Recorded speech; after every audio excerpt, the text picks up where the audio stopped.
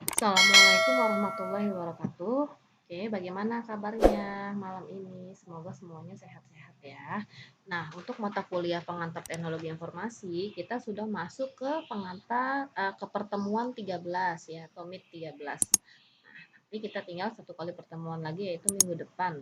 Dan insya Allah nanti pada pertengahan Januari tahun depan kita akan eh, mengadakan akan mengadakan UAS ya atau ujian akhir semester. Nah, nanti kalian persiapkan ya. Nah, untuk materi malam ini yang akan kita bahas adalah mengenai contoh dari sistem informasi. Nah, maksudnya di sini sistem informasi di sini adalah yaitu contoh dari aplikasi. Aplikasi sistem informasi itu contohnya apa saja sih? Nah, ada contohnya yang pertama nanti akan Ibu bahas mengenai sistem informasi akuntansi dan keuangan, ada sistem penjualan dan pemasaran, sistem informasi, sistem manajemen operasi dan produksi, sistem informasi manajemen sumber daya manusia, dan sistem informasi global. Nah, untuk mengenai pengertian sistem informasi itu sendiri sudah Ibu jelaskan pada pertemuan minggu yang lalu ya atau Senin kemarin. Nah, sekarang kita langsung saja ke contohnya. Nah, yang pertama, contoh dari sistem informasi yang pertama adalah aplikasi sistem informasi akuntansi dan keuangan. Nah, di sini yang Ibu maksud adalah contoh aplikasinya ya, contoh softwarenya. Nah, untuk sistem informasi akuntansi dan keuangan itu biasanya adalah membahas mengenai yang pertama isinya itu biasanya adalah mengenai financial planning and budgeting, yaitu anggaran dan perencanaan keuangan ya yang berguna untuk memprediksi finansial dan ekonomi dan juga anggaran biaya. Nah, itu uh, di sini ada ya. Jadi contohnya tadi adalah biasanya untuk memprediksi keuangan dan ekonomi ya, economic dan financial forecasting dan anggaran biaya atau budgeting. Nah, lalu yang kedua itu contoh dari sistem informasi akuntansi dari keuangan itu ada manajemen investasi atau investment management. Nah, kalau investment management ini biasanya dia akan memberikan akses ke laporan ekonomi dan finansial, juga memberikan analisa atau analisis dari finansialnya, keuangannya. Lalu yang selanjutnya adalah kontrol terhadap keuangan atau financial control ya, kontrol finansial. Nah, fungsinya adalah sebagai pengendali kontrol anggaran yaitu atau budgetary control dan juga sebagai auditing dan juga sebagai analisis kesehatan keuangan atau analisis kesehatan finansial dan juga yang terakhir sebagai analisis keuangan dan pengawasan biaya atau analisis profitability ya dan biaya. Nah, itu untuk sistem akuntansi. Lalu yang kedua adalah contoh sistem informasi yaitu sistem informasi penjualan dan pemasaran atau marketing and sales system. Nah, biasanya kalau ini marketing dan sales system ya sistem penjualan dan pemasaran bagaimana memasarkan suatu produk. Nah, contohnya yang pertama itu biasanya dia berkaitan dengan layanan terhadap pelanggan atau customer service ya. Yaitu yang berkaitan dengan customer service ada analisis profil dan kegemaran dari pelanggan itu seperti apa, ada mass customization atau customisasi massal. Ini artinya mass customization itu membuat sebuah produk untuk supaya lebih variatif ya dengan harga yang murah. Lalu ada target advertising pada web. Oh ya, sebelumnya tadi mengenai mass customization yaitu untuk membuat sebuah produk untuk lebih variatif dengan harga yang murah atau bisa juga yaitu kemampuan untuk menawarkan produk atau jasa yang disesuaikan secara individu ya dengan menggunakan sumber daya produksi yang sama seperti mass production. Nah, baru selanjutnya targeted advertising on the web, bagaimana kita membuat target untuk membuat iklan pada suatu web ya, memasarkan produk dari perusahaan kita seperti apa. Lalu ada customer inquiry system and automated help desk yang berhubungan dengan customer apabila ada keluhan yang ditanyakan ya bisa melalui automated help desk. Lalu ada telemarketing. Nah, untuk telemarketing itu yaitu bagaimana telemarketing. Yang pertama contohnya adalah advertising and reaching customer ya, bagaimana kita dapat reaching customer untuk mendapatkan customer ya, bagaimana caranya.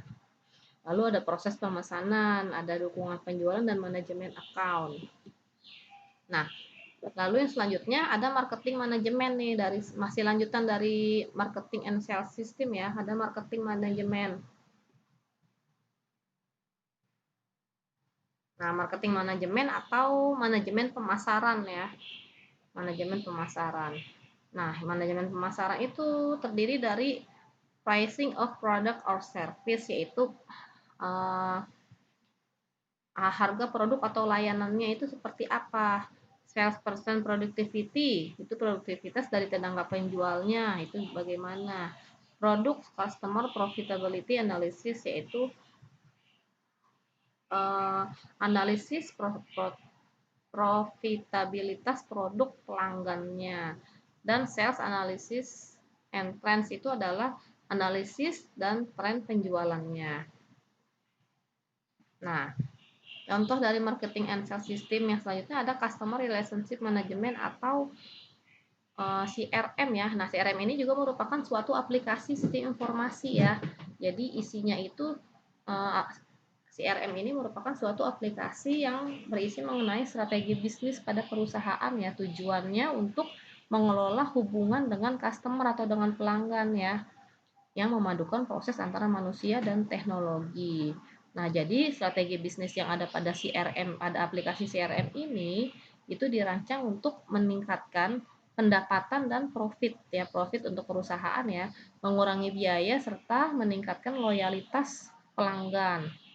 Nah, jadi nanti sistem CRM ini juga bisa untuk membantu menarik prospek penjualan untuk kedepannya.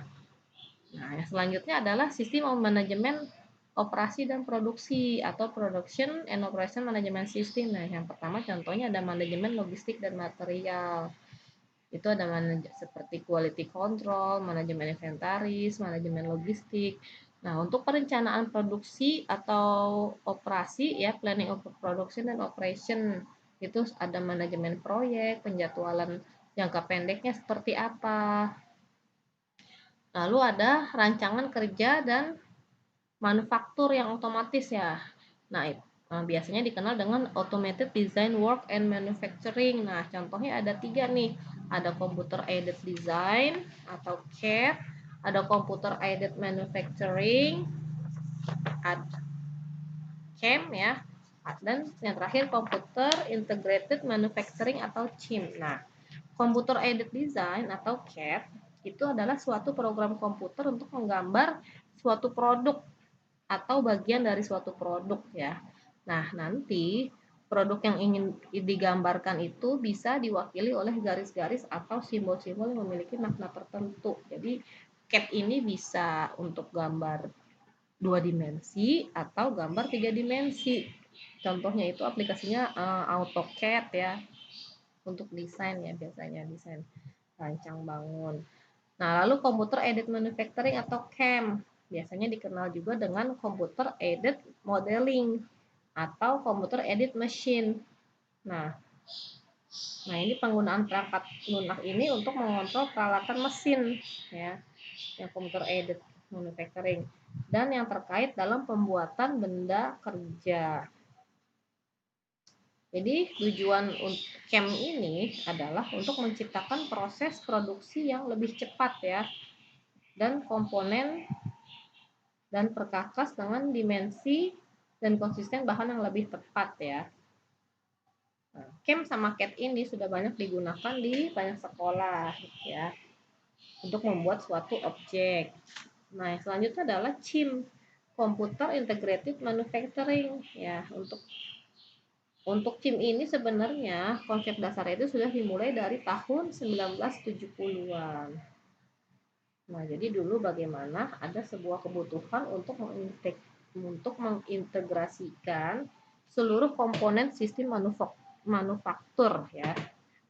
Jadi CIM ini konsepnya untuk mengintegrasikan berbagai fungsi bisnis yang mulai dari marketingnya, desainnya, distribusinya, dan lain-lain ya, dengan menggunakan fungsi otomasi di dalam sebuah sistem manufaktur.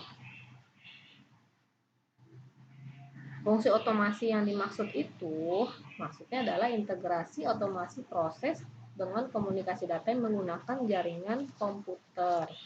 Nah, itu adalah CIM, Computer Integrated Manufacturing.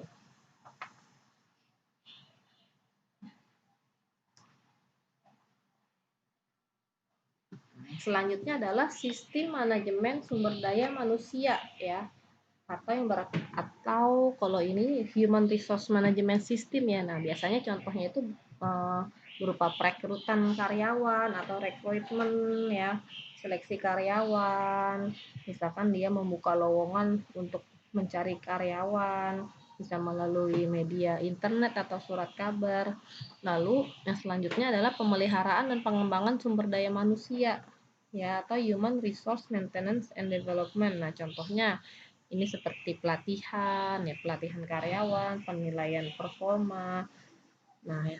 Selanjutnya adalah perencanaan dan manajemen sumber daya manusia atau human resource management and planning. Nah, tujuannya yang ini perencanaan manajemen sumber daya manusia biasanya untuk mengelola personel files, skill inventory, personal planning, mengelola tunjangan. Nah, yang selanjutnya adalah Integrated Information System, sistem informasi terpadu dan Enterprise Resource Planning.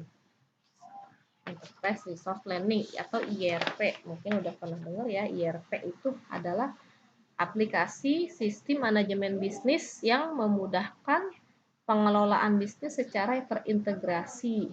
Nah, jadi sistem IRP ini memiliki konsep untuk merencanakan dan mengelola sumber daya perusahaan ya, mulai dari manusianya, dana, mesin, suku cadang, material, waktu ya, dan kapasitas ya, mulai dari manajemen paling atas hingga operasional di sebuah perusahaan.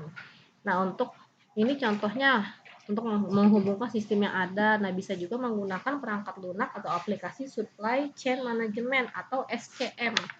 Nah, SCM ini sangat berguna bagi pihak manajemen, di mana data-data yang disajikan terintegrasi mengenai manajemen supply, mengenai manajemen ya untuk menyuplai bahan baku, mulai dari produsen, pemasok, pengecer sampai konsumen akhir. Nah, itu perangkat lunak supply chain management ya atau SCM. Lalu bisa juga menggunakan tadi IRP, Enterprise Resource Planning, dan aplikasi, ada lagi yang namanya aplikasi SAP atau System Application and Product in Data Processing. Nah, ini adalah software yang berbasis IRP nih, aplikasi SAP yang berbasis IRP yang digunakan sebagai alat untuk membantu manajemen perusahaan ya, mulai dari perencanaannya hingga melakukan operasionalnya untuk secara lebih efektif dan efisien. Nah, yang selanjutnya itu adalah sistem informasi global atau interorganisasi. Contohnya ada sistem global, atau global system, ada electronic data interchange atau EDI seperti yang sudah Ibu jelaskan sebelumnya, bahwa electronic data interchange itu adalah pertukaran data secara elektronik. Ada electronic fund transfer atau EFT, pertukaran kalau EFT ini contoh sebuah contoh uang elektronik ya, uang yang digunakan dalam transaksi internet dengan cara elektronik. Lalu ada extranet. Nah, extranet minggu lalu sudah Ibu jelaskan ya, silahkan kalian buka lagi atau dengarkan lagi videonya. Ada shared database. Shared database itu berarti kemampuan untuk berbagi sumber daya data yang sama ya dengan beberapa aplikasi atau user. Ada integrated messaging atau pesan instan. Kalau pesan instan ini adalah sebuah sistem pengiriman pesan dengan cepat melalui perantara jaringan internet dari satu komputer ke komputer lain. Nah, itu contoh dari sistem informasi global. Oke, untuk malam ini materinya itu saja ya, mengenai contoh dari sistem informasi apa saja. Tadi sudah Ibu jelaskan. Oke, silahkan jika nanti ada pertanyaan, silahkan ditanyakan di dalam grup ya, jika masih ada yang kurang jelas. Ibu tutup untuk malam ini, pertemuan malam ini. Assalamualaikum warahmatullahi wabarakatuh.